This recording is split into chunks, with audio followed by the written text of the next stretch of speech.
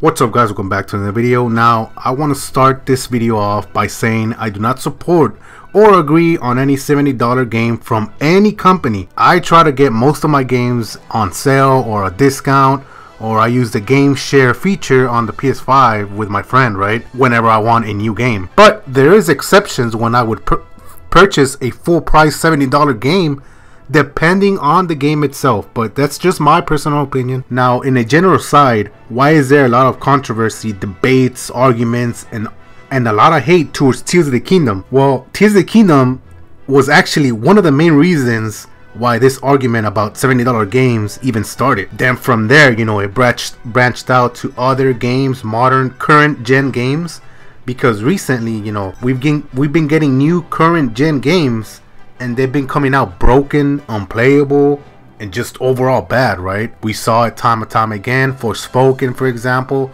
Jedi Survivor recently, and now Redfall. So there's a lot of questions going around on what is considered a $70 game, but the reason why Tears of the Kingdom got wrapped up into all of this argument is because Tears of the Kingdom is the first ever Switch game that will be $70 as a price tag, that companies make it seem only belongs on current gen games that have the best frames and graphics and on modern consoles. So that's why it led to a controversy. So people were asking, you know, why is Tears of the Kingdom at $70 if it's a last gen game and only runs 30 frames per second? People are arguing that Tears should not be $70 because it does not have 60 frames or has modern graphics. And to me, that's a bad take, because how is Tears not worth 70, right? Because of all those reasons. But then Callisto Protocol, Forspoken, Atomic Heart, Wild Hearts, Need for Speed are worth 70? Yeah, these games have all those good graphics and those good frames, but the games themselves are not nearly as good as Tears of the Kingdom will be in terms of quality content and review wise, right? And we know this. So how come Tears of the Kingdom is not worth 70? I think Tears of the Kingdom is an exception in my opinion, because it will offer what no other game has offered recently and potentially years to come from games.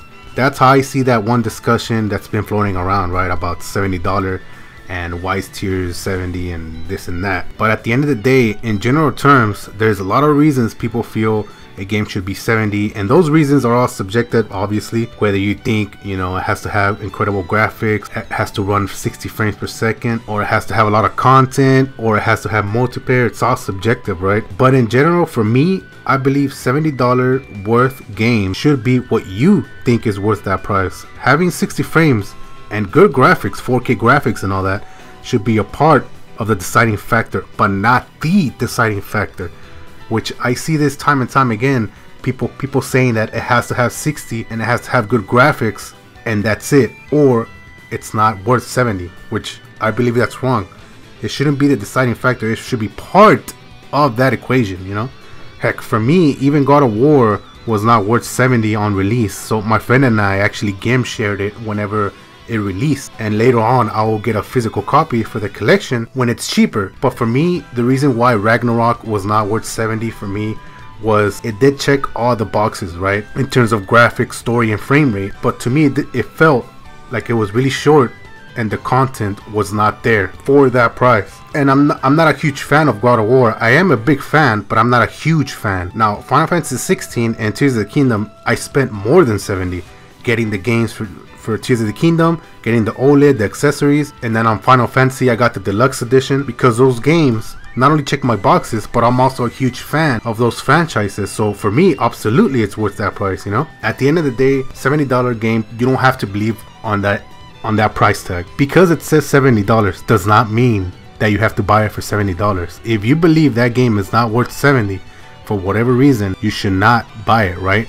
But in a general form, everyone could agree that Tears of the Kingdom, even though it's 70, it is worth that price. If you compare all the other $70 games next to it, whether it's from PS5 or Xbox, it doesn't matter, because that game itself, we all know that it is worth that price tag, like it or not, you know? But let me know what you guys think. Do you buy $70 games? Do you wait till there's on sale, or do you do other stuff, discounts and stuff like that? Let me know in the comments, and I'll catch you next one. Later.